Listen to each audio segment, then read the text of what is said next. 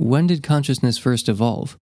Was there a very first creature who broke the pattern of insentience, feeling sensations and seeing light for the first time in evolutionary history? Or did our capacity to experience the world evolve gradually, like everything else? Phenomenal consciousness shouldn't be unique. We'd expect it to have evolved gradually, just as brains, eyes, and cognitive abilities evolved gradually. Everything in biological evolution came about little by little over time, so it's unsurprising that the cumulative products of natural selection admit of borderline cases. Even human beings are subject to this vagueness. There was no first human, no sharp dividing line in the continuum between definitely human and definitely not a human. But how could this be the case with experiences and feelings and sensations? I can see how it would be the case with particular types of experiences, but how could it be the case with experience itself? On reflection, it seems hard to imagine anything other than a bright borderline between wholly non-experiential reality and experiential reality. Experiences are mental states such that there's something that it's like subjectively to undergo them. It might be indeterminate what you're feeling, but not whether you're feeling. The transition from feeling nothing to feeling something couldn't have been gradual. As soon as it's not nothing, it's something.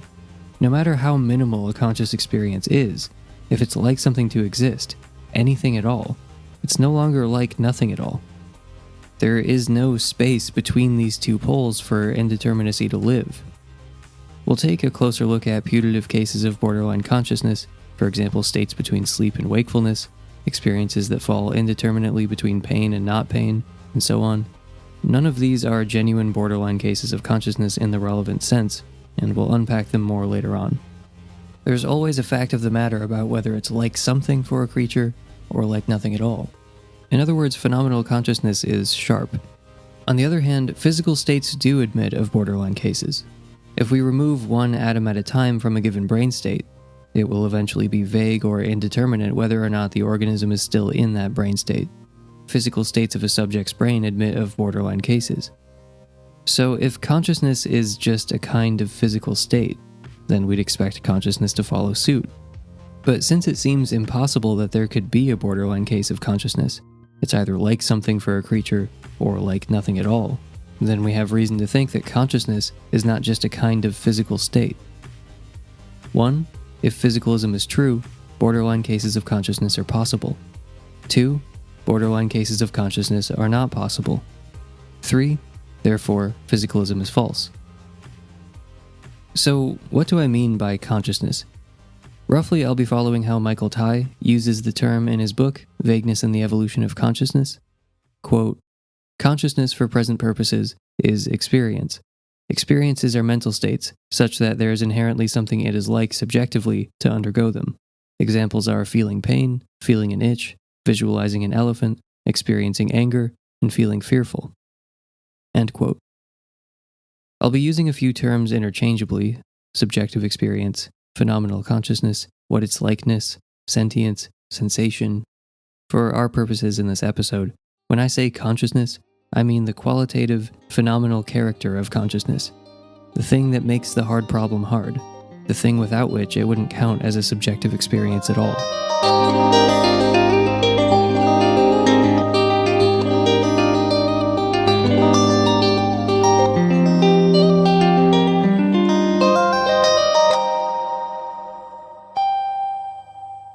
At first glance, the border between conscious organisms and non-conscious organisms seems vague and fuzzy. There's no obvious way of resolving the question of which creatures are or are not conscious. Most people agree that cats and dogs have mental states, they experience things, and so are conscious. But fewer will agree that it's like anything to be a fish, even though they have eyes and a nervous system, and I'm not sure what they'd be doing with them other than seeing things. Fewer still will entertain the idea that earthworms have any inner life.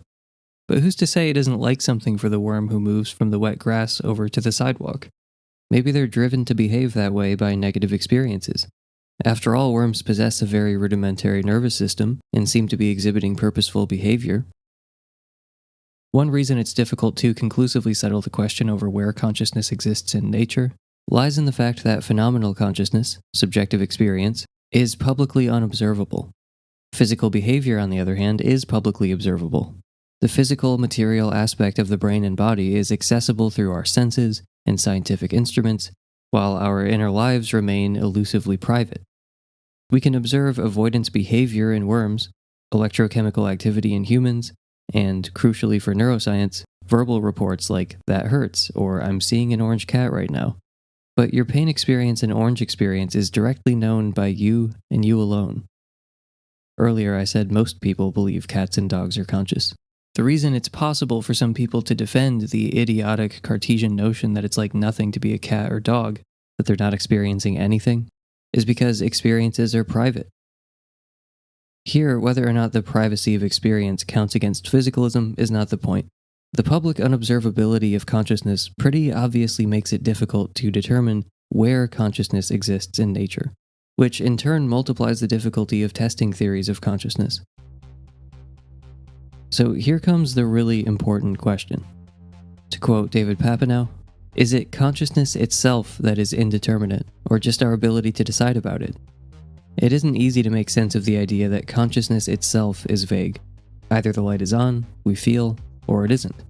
The glow of consciousness might be dim in some cases, but a dim light is still a definite light, not a borderline light or non-light, and on reflection it seems hard to imagine a genuinely borderline case of consciousness. This suggests that any indeterminacy about marginal cases of consciousness must lie in our limited epistemic access to the minds at issue, not in those minds themselves. Either our epistemic limitations produced by the privacy of consciousness result in indeterminacy, or, inclusive or, consciousness is actually vague, which means that there is genuine indeterminacy in addition to our epistemic limitations. When does the day become the night? Well, there is no exact moment. When does stubble become a beard? When does someone become famous?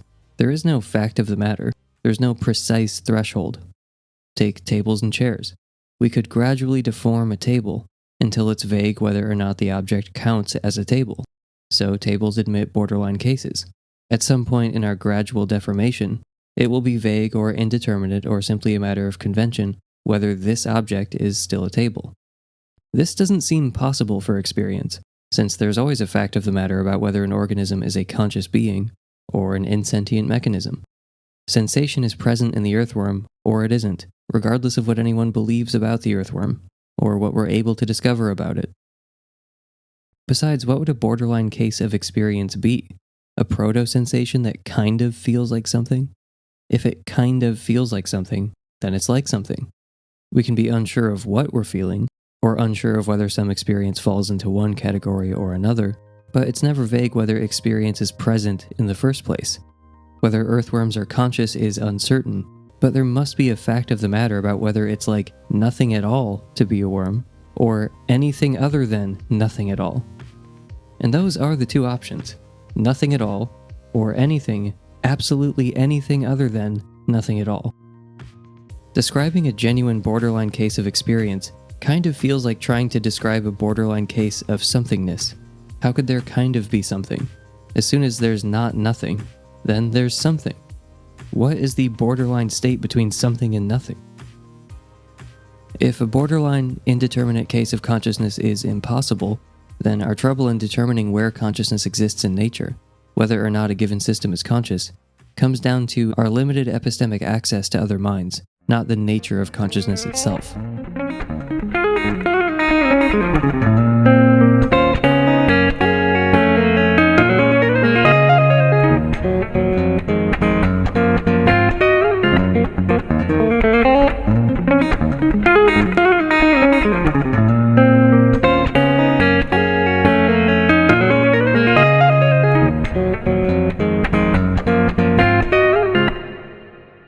So let's talk about the vagueness of biological phenomena. To remind you, the argument is, 1. If physicalism is true, borderline cases of consciousness are possible. 2.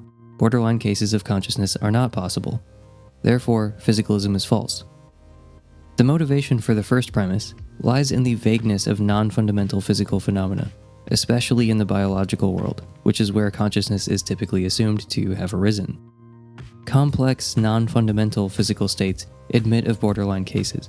So if consciousness is just a kind of physical state, it follows that consciousness should also admit of borderline cases. Even if we scale down, past the higher level activity of the brain, and zoom into the neuronal activity, vagueness is inescapable even at this more fine-grained level of resolution. To quote Michael Tai, "Neurons are complex physical entities with diverse components. Each neuron has a cell body, dendrites, and an axon. Electrical impulses come in along the dendrites and go out along the axon. Imagine removing atoms one by one from a given neuron. Eventually, as one does so, there will be no neuron left. But along the way, there will surely be a range of borderline cases, entities that are neither definitely neurons, nor definitely not neurons. So the property of being a neuronal oscillation is vague. It admits of borderline cases. In general, neurophysiological properties are highly complex. The idea that the relevant neural properties for consciousness are sharp is extremely implausible." End quote. If we remove one atom at a time from a given brain state, at some point it will be indeterminate whether or not the organism is still in that brain state. Physical states of an organism's brain and body admit of borderline cases. If consciousness is physical, we would expect consciousness to follow suit. To quote David Papineau again, "Suggestions for the physical grounds of consciousness include global workspace activity, neural oscillation frequencies, re-entrant neural loops, action-guiding mental representation, and so on. If any theory along these lines is correct, however, there will inevitably be borderline cases of consciousness itself. Global activities and the like come in degrees, so any sharp cutoff point specifying exactly when we have enough for consciousness would be arbitrary. The obvious implication is that some mental states are indeterminate between being conscious and not." End quote. However, as the second premise of the argument claims, this does not seem possible for consciousness. No matter how minimal a conscious experience is, it seems impossible to characterize any case in which it's merely kind of like something to be in that state. We can't describe any borderline case of consciousness. It may be vague whether something is a particular type of experience, maybe it's unclear whether it's this or that shade of green, but it's never vague whether something is an experience to begin with. Aspects of our conscious lives come in degrees of intensity, richness, complexity, but the presence of experience itself is different. It's binary. There's no conceptual room between like nothing and like something. The content of experience can be vague, fuzzy, and indeterminate, but there's a sharp line separating the presence and absence of experience. So let's take a look at a few of the commonly proposed examples of borderline cases of consciousness. Most of these are discussed in Michael Tai's book, Vagueness and the Evolution of Consciousness. Say you're waking up from a deep sleep. In that very first moment of wakefulness, you'll be groggy and half-conscious. Isn't this a borderline case of consciousness? To quote Tai, "What I experience is initially indefinite and impoverished. As I become fully awake, what I experience gets richer and richer. But this doesn't show that experience or consciousness itself has borderline cases." End quote. I would say the same holds for coming out of general anesthesia, as well as other supposed borderline cases between sleep and wakefulness. In fact, in the case of general anesthesia, it doesn't seem unreasonable to think that there is a definite moment when the lights turn back on, which then broaden in scope and increase in intensity. If that's the case, though, then consciousness is sharp. To quote Papineau, "There are half-conscious experiences, such as the first moments of waking, but on reflection, even these special experiences seem to qualify unequivocally as conscious, in the sense that they are like something, rather than nothing." End quote. One complication here is memory. I often forget my dreams, and I'm entirely unable to recall what I dreamt after waking, hours later, even though I could remember for the first few minutes after waking up. So was I conscious the entire time I was asleep and just don't remember it?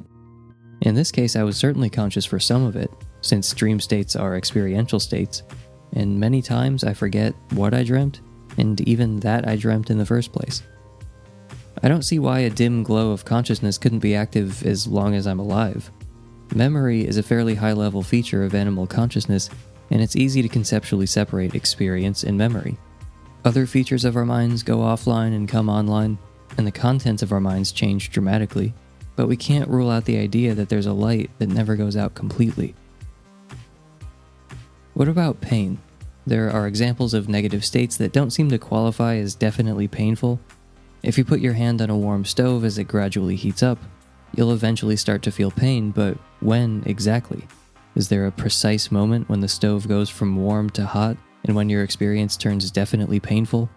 There probably is no precise threshold, and there will be borderline cases where your experience doesn't seem like it's definitely pain, but also not definitely not pain. So, a borderline case of experience? It is a borderline case of pain, a certain type of experience, but it's not a borderline case between consciousness and non-consciousness, which is what the vagueness argument is concerned with. There are many cases in which it's indeterminate what a subject is feeling, but not whether they're feeling. This is why I mentioned coming out of sleep in general anesthesia first. It's not unreasonable to think that there is a moment coming out of general anesthesia that the light turns back on, which then broadens in scope and increases in intensity. Those who would appeal to such examples as cases of borderline consciousness should know that their way of reading that case is not the only way. Not to mention, their way has the unique disadvantage of invoking something that seems impossible to actually conceive of. When we cross from sleep to wakefulness, one might hold that there is an exact moment when we wake up, with the indistinct contents of consciousness gradually becoming less fuzzy and indeterminate. Alternatively, maybe sleep is not a state in which one experiences nothing at all. Maybe the backdrop of consciousness is always present. It's possible that the boundary between sleep and wakefulness is vague because experience never disappears entirely. Many of the features of human consciousness go offline during sleep, so there could be genuine borderline cases between being asleep and being awake, but it would be a matter of fading certain features of consciousness, not a total cessation of consciousness itself. Here's one more example from Tai. Quote, "Imagine that you're in a hospital bed feeling pain and that you can adjust a dial that controls the delivery of morphine to your body. As you do so, your pain becomes less intense, gradually transforming itself into a feeling of pleasure. In the middle of this process, there may well be experiences that are not easy to classify. Again, there's indeterminacy at such times as to what you're feeling, but there is no indeterminacy as to whether feeling continues to be present." End quote. There are other examples offered by critics of the argument which also miss the point, mostly having to do with whether an experience falls into this or that category, but we won't take it any further for now. The intuition of sharpness seems to be fairly common amongst physicalists and non-physicalists alike. We also have an apparently conflicting intuition that consciousness comes in degrees, but this isn't a threat to the vagueness argument properly understood. Just as I have no issue describing sleep as unconsciousness, since consciousness denotes more than just experience, so there's no problem with claiming that consciousness comes in degrees. Consciousness can come in degrees in nearly every sense of how people use the term consciousness, save for one, the one that tends to interest me.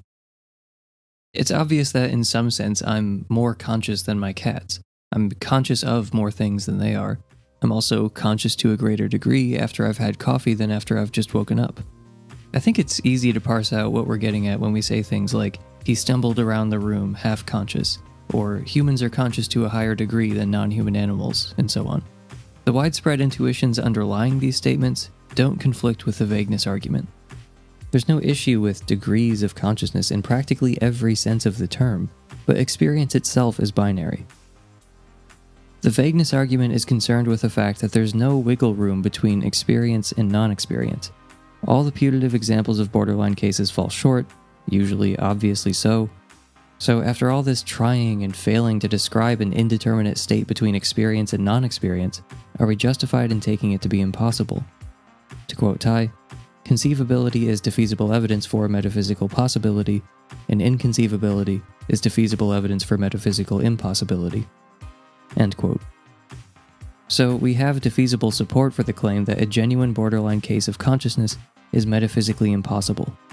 But if physicalism is true, borderline cases of consciousness should be possible. Since they appear to be impossible, it follows that physicalism is false. So here's another way of putting the argument. Physicalists often talk about emergence in a weak sense. Biology emerges from chemistry, chemistry emerges from physics, and so on. There is a smooth continuum going from fundamental reality all the way up to the biological realm. And just as H2O molecules emerge from the right combination of atoms, so experience emerges from brain activity. The problem is that the products of weak emergence, complex physical states in the biological realm, admit borderline cases. States of an organism's brain and body are vague. So if experience is just a complex physical state, it should be similarly vague. But by virtue of being conscious creatures, we can reflect on the nature of experience and see that experience is sharp. What we'd expect to see, if physicalism is true, is not a sharp phenomenon emerging at the biological level. In short, the products of weak emergence in the biological realm admit of borderline cases. Since experience doesn't, it's hard to see how it could be the product of weak emergence.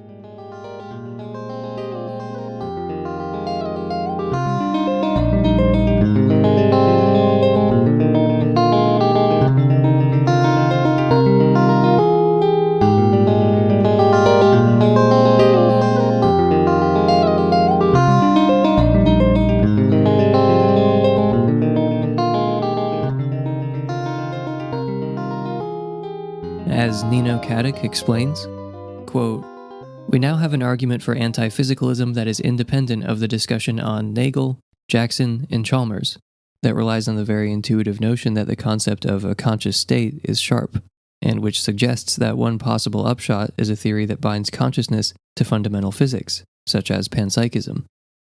End quote. Though I've been arguing that consciousness is sharp, I don't think there's any exact moment when this threshold was actually met. I'm not arguing that a sharp line was crossed at some mysterious point in evolutionary history.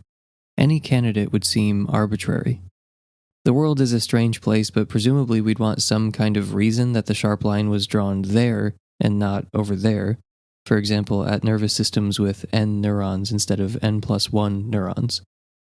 Any explanation of consciousness that terminates in brute arbitrariness is not going to seem awfully compelling. As Philip Goff puts it, if consciousness does not admit of borderline cases, then we'll have to suppose that some utterly precise micro-level change, down to an exact arrangement of particles, marked the first appearance of consciousness, or the change from non-conscious to conscious fetus, and it's going to seem arbitrary that it was that utterly precise change that was responsible for this significant change in nature. End quote.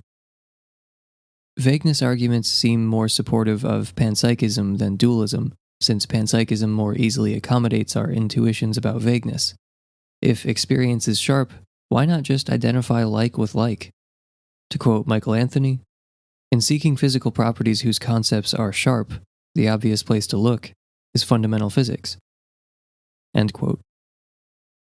Not all physical things are vague. Fundamental physical things are not vague. What could it mean for something fundamental to be vague? If something admits of borderline cases, that only seems to suggest that it's non-fundamental, that it's composed of something more fundamental. The fundament must be sharp in a way that a higher-level physical phenomenon is not. Isn't it interesting that consciousness has this feature that seems only to be shared by fundamental things? To quote Nino Katic, "The vagueness argument suggests panpsychism as one of the options that can accommodate the strong intuition that consciousness is sharp and determinate because it ties consciousness to fundamental physical entities." End quote. If consciousness is sharp and fundamental reality can't be vague, then we seem to have some support for the notion that we should place consciousness at fundamental reality, rather than try to defend the unintelligible idea that consciousness can be vague. Superficially, we have a conflicting intuition that consciousness comes in degrees, but as discussed earlier, this isn't a threat to the vagueness argument properly understood. Further, panpsychism easily accommodates both intuitions. It allows us to coherently hold that consciousness is sharp, since it ties consciousness to fundamental physical entities, and that consciousness comes in degrees, since pre-existing conscious material changes in complexity and richness as it evolves. The vagueness argument is primarily an argument against physicalism. It may point suggestively towards panpsychism, but that's an added bonus. Thank you for listening. I've been Emerson Green, and I'll talk to you next time.